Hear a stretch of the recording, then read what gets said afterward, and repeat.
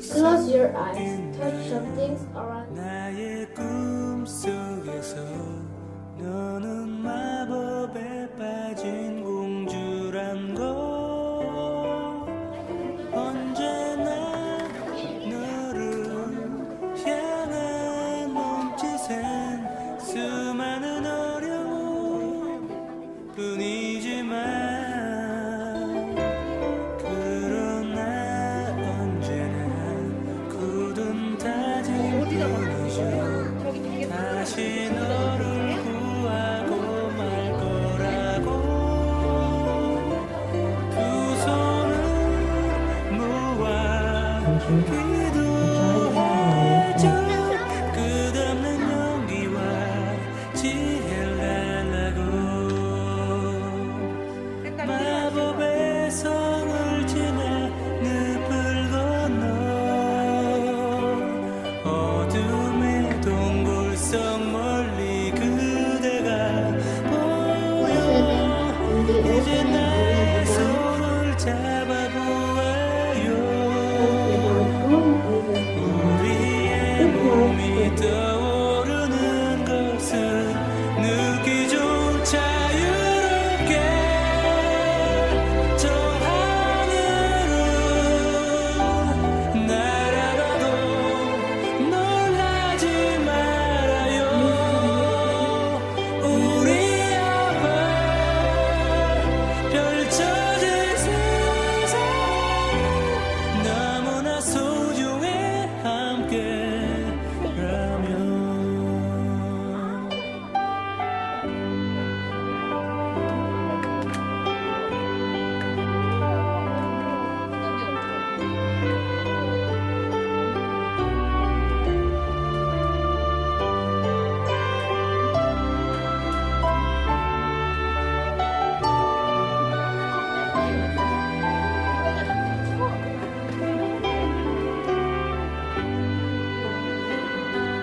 마법의 성을 지나 늪을 건너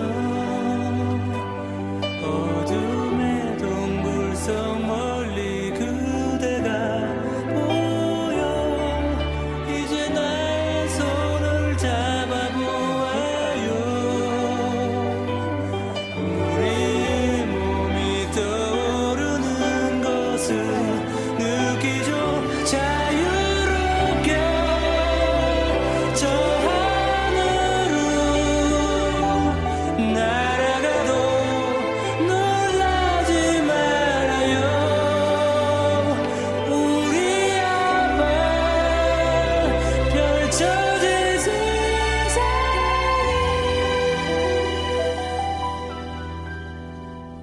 너무나 소중해 Animals.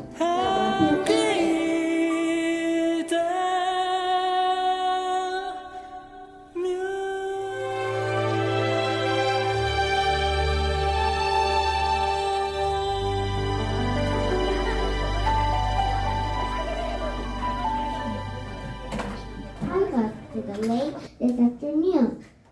His dad just didn't raise his eyes from the water. We got buckets of water to put on the well. The sun got hotter and hotter. We got buckets and buckets of water to put on the well. Push, said Dad. He pushed the well into the sea. And a little sow went with her mother to Blueberry Hill to pick blueberries. Little sow brought along her small tin pail, and her mother brought her large tin pail to put berries in. We will take our berries home and can them, said her mother. Then we will have food for the winter. Little sow picked 3 berries and dropped them in her little tin pail. Cop-clink, cop-clunk, cop-clunk. She picked 3 more berries and single one. Little sow hurried ahead and dropped a blueberry in her mother's pail. It didn't sound cop-clink because the bottom of the pail. Hurry, called Danny. She was climbing the rope ladder up to the treehouse. Jack grabbed the pie peanut, cried Danny. Jack patted the tiny head. Sorry, to eat. Bird just like the flare a lot. Murray is a good helper. Harry told mother. He's licking the kitchen of things. 제목은 Fake Out입니다. Introduction. Do you play hide and seek with your friends? Some animals play this game too. They also play dead or pretend to be other animals.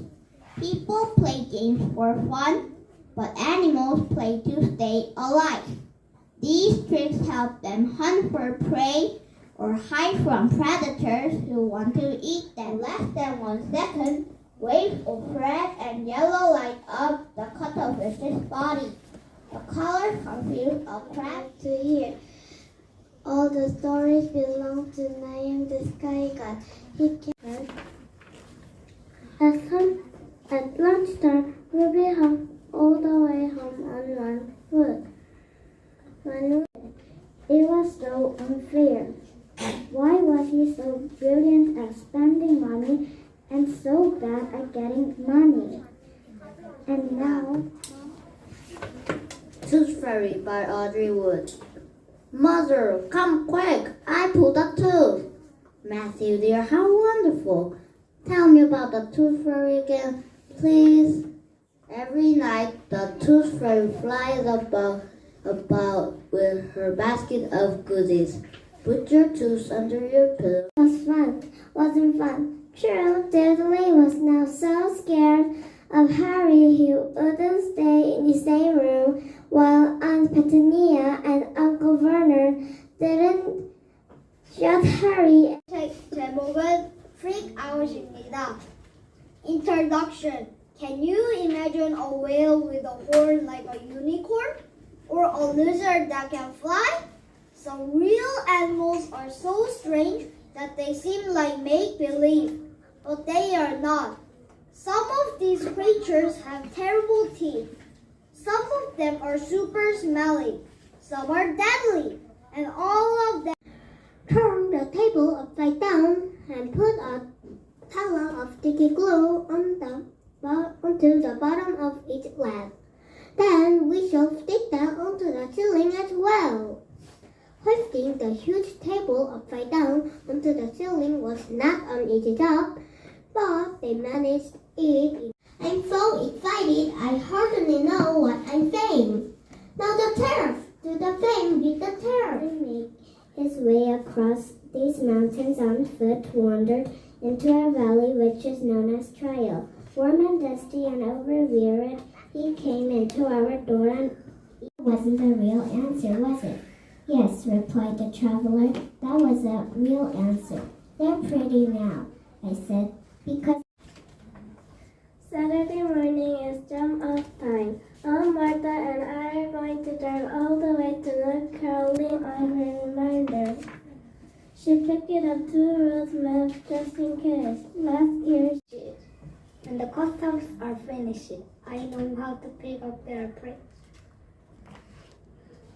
She was shouting, You, Amanda Jett, come here. Hold your hats, Hortensia whispered.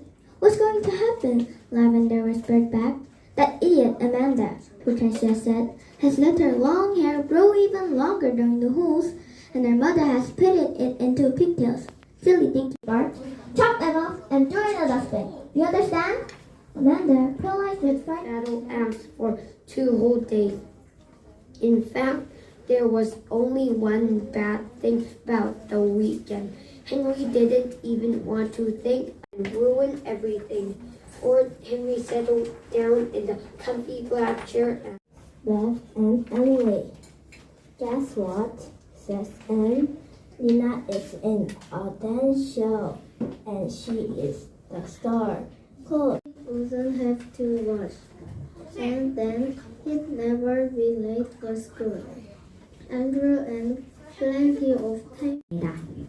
You mean people are actually gonna be allowed to go inside the factory?" cried Grandpa Joe. "Read us what it says, quickly." "All right," said Mr. Bucket, smoothing out the paper. "Listen. Mr. Willy Wonka the candy no more to visit my factory this year. These lucky 5 will be shown around personally by me, and they'll be allowed to see all the secrets and the magic of my factory. In any shop, in any street, in any town, in any country in the world, upon any counter where Wonka's candy." Okay, look, I've got it. Look, Mother, look. The last golden ticket is mine. I found some money in the street and I bought 2 bars of chocolate. And there in the second one had the golden ticket. And there were crowds of people all around me wanting to see it. And the shopkeeper rescued me. Was going over the mountain. It was the year when Jonathan was and that he over the mountain all by himself. The winter had been a cold one. Even now in early spring, there was no one to In the opening of an abandoned drain pipe in the subway station at Times Square. The drain pipe, it was his home. Back a few feet in the wall, it opened out into a pocket. solve. I woke up late. I stretched. My dog's legs stretched. We looked out the window. The sun was shining. The birds were singing. "What does this mirror do? How does it work? Help me, master." And to Harry's horror, a voice answered, and the voice seemed to come from Quirrell himself. "Use the boy! Use the boy!" Quirrell rounded on Harry. "Yes, Potter, come here!" He clapped his hands once and the ropes binding Harry fell off. Harry got slowly to his feet. "Come here!" Quirrell moved close behind him. Harry breathed in the funny smell that seemed to come from Quirrell's turban, pale and scared looking at first. But a moment later, the reflection smiled at him. It put its hand into its pocket and pulled out. And I have some other medical mysteries that doctors never really figured out. I used to get sick a lot. That's why my parents decided it was better if I didn't go to school. Any old treehouse. I mean a 52-story treehouse. It used to be a 39-story treehouse, but we've added another 13 stories. So what are you waiting for? Come, launcher. A giant hair dryer that is so strong it practically blasts the hair right off your head. A non-stop Punch and Judy puppet show. A remembering booth. I, Nate the Great, am a great detective. I have just solved a big case. It did not look like a big case when it started this morning. My dog Slush and I were running around the block for exercise. We ran past Annie and her dog Fang. We ran past Rosamond and 3 of her cats. We ran past Finley and his friend Pip. We ran home. I saw a piece of paper on my doorstep. I picked it up. It was thin paper. Vida was printed and ink on it. The paper was torn all around Vida. What did it mean? I got my dictionary. I looked said Jack. A loud screech came from overhead. "Look," said Annie, "a seagull." Jack looked up. A large white gull was circling in the bright noon sky. "What's it doing here?" asked Jack. "The ocean's 2 hours away." The gull swooped down and screeched again. "Maybe he's a messenger from Morgan or Merlin," said Annie. "Maybe one of them sent him to tell the treehouse is finally back." Jack's heart began to pound. He put down the newspaper. "You think so?" It had obviously been a mistake and he'd better get back on the train. When Neville Longbottom, the boy who kept losing his toad, was cold, he fell over on his way to the stool. The hat took a long time to decide with Neville. When it finally shouted Gryffindor, Neville ran up still wearing it and had to jog back and made gales of laughter to give it to McDougal Morag. Malfoy swaggered forward when his name was called and got his wish at once. The hat had barely touched his head when it screamed, "Slytherin!" Malfoy went to join his friends Crabbe and Goyle. Reading from his bit of paper, "Car number 1 was bought by me for £278 and sold for £1,425. Got that? The 10-year-old boy wrote the two separate amounts down slowly and carefully. Car number 2, the fire went on, cost me 118 pounds and sold for 760. Got it? Yes, Dad, the son said. I've got that. Car number 3 cost 111 pounds and sold for 999 pounds and 50 pence. Say that again, the son said. Back to Hogwarts, but his months at the borough has been the happiness of his life. It was difficult not to feel close of Ron when he thought of the Dudley and the sort of welcome he could expect next time. He turned off his pirate drive on the last evening. Mr. Weasley conjured of a sumph droll dinner which incurred of Harry's favorite things, ending with the mask-wearing Trixie, Potter, Fred, and George round of the evening with the display of Filborough fireworks. They filled the kitchen and with red and Then a head appeared at the open window. I stared at the head. The head stared back at me with big, round, dark eyes. Suddenly, a second window was flung wide open, and of all the crazy things, a gigantic white bird hopped out and perched on the windowsill. I knew what this one was because of its amazing beak, which was shaped like a huge orange-colored basin. The pelican looked at me and sang out, "Oh, how I wish for a big fat fish. I'm as hungry as ever could be. A dish of fish is right Over, tail wagging, but all the steam's gone out of me." "How long had you had this dog up here?" she asked. Not one trace of smile on her face. I said it real slow and swallow. "About a week, I guess." "You've had Judd's dog up here a week and you told him you didn't know where it was?" Didn't say I didn't know. He asked had I seen him and I said I hadn't seen him in our yard. That much was true. Ma comes around to the trunk of the pine trees and fastens the wire that holds the fencing closed and let herself in. She crouches down in the soft pine needles and Quirrell laughed, and it wasn't his usual quivering treble either, but cold and sharp. Yes, Severus does seem the type, doesn't he? So useful to have him swooping around like an overgrown bat. Next to him, who would suspect poor, stuttering Professor Quirrell? Harry couldn't take it in. This couldn't be true. It couldn't. But Snape tried to kill me. No. I tried to kill you. Your friend, Miss Granger, accidentally knocked me over as she rushed to set fire to Snape at that Quidditch match. She broke my eye contact with you. There was comparative calm in the Wormwood household for about a week after the superglue episode. The experience had clearly chastened Mr. Wormwood, and he seemed temporarily to have lost his taste for boasting and bullying. Then suddenly he struck again. Perhaps he had had a bad day at the garage and had not sold enough crummy second-hand cars. There are many things that make a man irritable when he arrives home from work in the evening and a sensible wife. She plates them for me every morning. Your mummy's a tweet, the Trunchbull bellowed. She pointed a finger the size of a salami at the child's head and shouted, "You look like a rat with a tail coming out of its head. My mummy thinks I look lovely, Miss Trunchbull." Amanda stuttered, shaking like a blanched mange. "I don't give a tinker's toot what your mommy You're wasting time. Just jump up here. I surveyed the scene carefully.